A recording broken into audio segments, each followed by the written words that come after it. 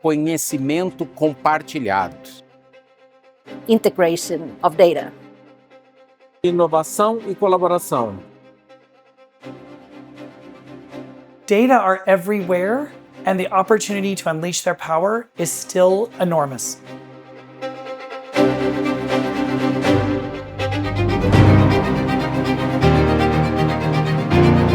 Nós estamos aqui na Semana NIC de Metodologia de Pesquisas, com muita alegria que nesta edição a gente tem mais de 130 participantes de 19 países.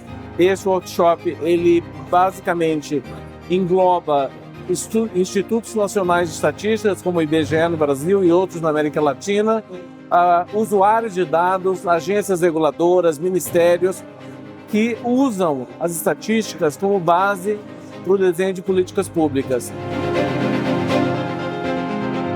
Essa semana de metodologia está tratando de um dos temas mais urgentes para o mundo atual, que é a discussão de como aproveitar essa enorme oportunidade que nós temos com a disponibilidade de dados e de informações para transformar isso em evidências que podem gerar melhores políticas públicas.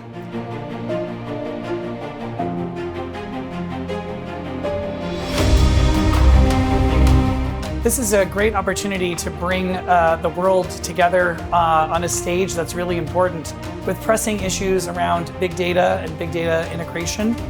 It's really important to be mindful that data are at a global scale, and often to unlock their potential, you really have to think about data integration in a very careful way.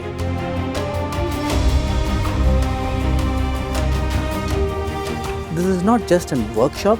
I see a place where more than 75 experts who are sharing this idea, knowledge and information. So it is really a place of culmination of so many things happening here.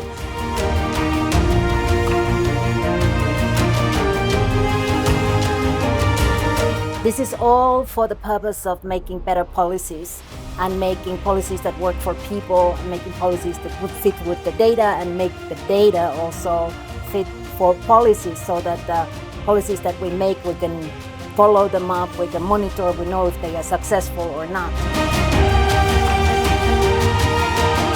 Estou impressionada com a qualidade do evento. É a minha primeira vez no workshop e como demógrafa e não estatística, eu acho que o workshop ele abre a nossa cabeça sobre vários temas, fora da nossa caixinha. Então, para mim foi impressionante ver como as pessoas têm trabalhado, não só no Brasil, mas no mundo inteiro, com a integração de dados, e o uso de Big Data para a produção de informações úteis.